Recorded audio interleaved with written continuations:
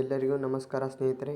ಬನ್ನಿ ಅಗ್ನಿವೀರ್ ಹುದ್ದೆಯ ಯಾವ ಥರ ಅಪ್ಲಿಕೇಶನ್ ಹಾಕೋದು ಅಂತ ತೋರಿಸ್ಕೊಡ್ತೇನೆ ನಿಮಗೆ. ಇಂಡಿಯನ್ ಆರ್ಮಿ .nic.in 2026 ಅಂತ ಸರ್ಚ್ ಮಾಡಿ. ಈ ಥರ ಜಾಯಿನ್ ಇಂಡಿಯನ್ ಆರ್ಮಿ ಅಂತ ಲಿಂಕ್ ಬರುತ್ತೆ.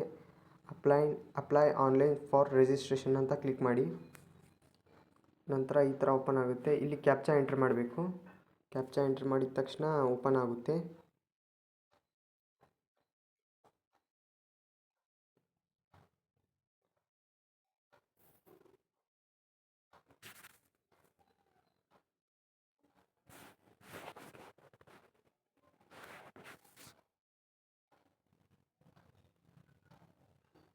ಈ ಥರ ಕ್ಯಾಪ್ಚಾ ಓಪನ್ ಮಾಡಿದ ತಕ್ಷಣ ಓಪನ್ ಆಗುತ್ತೆ ನೋಡಿ ಸ್ನೇಹಿತರೆ.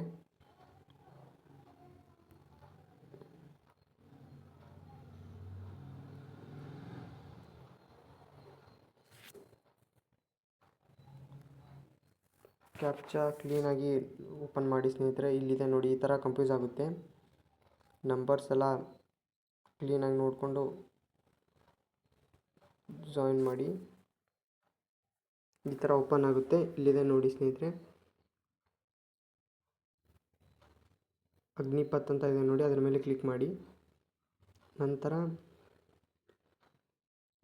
ಸ್ಕೀಮ್ ಇಲ್ಲಿದೆ ನೋಡಿ, ನೋಟಿಫಿಕೇಷನ್ ಎಲ್ಲ ಯಾವ ಥರ ಇರುತ್ತೆ ಅಂತ ನೋಡ್ಕೊಳ್ಳಿ. ನೋಟಿಫಿಕೇಷನ್ ಸ್ಕೀಮ್ ಬಗ್ಗೆ ಮತ್ತು ಹಿಂದಿಯಲ್ಲಿ ಇರುತ್ತದೆ.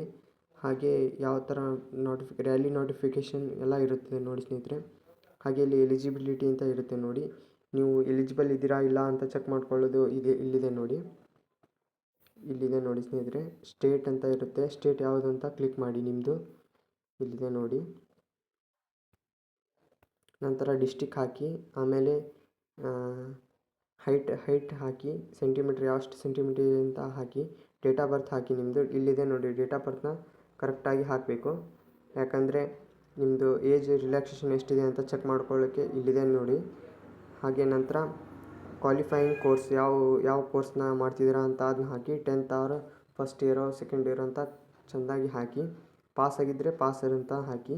ಅಪಿಯರಿಂಗ್ ಇನ್ನೂ ಕಲಿತಿದ್ದೀರಾ ಅಂತಂದರೆ ಅದನ್ನ ಹಾಕಿ. ಜೆಂಡರ್ ಮತ್ತು ಮೇಲ್ ಇದ್ದರೆ ಮೇಲ್ ಹಾಕಿ, ಫಿಮೇಲ್ ಇದ್ದರೆ ಫಿಮೇಲ್ ಹಾಕಿ. ನಂತರ ಸರ್ವಿಸ್ ಪರ್ಸನ್ ನೋ ಅಂತಂದ ಹಾಕಿ, ಯಾವುದರ ನಾವು ಸರ್ವಿಸ್ ಮಾಡ್ತಾಯಿಲ್ಲ ಅಂತ.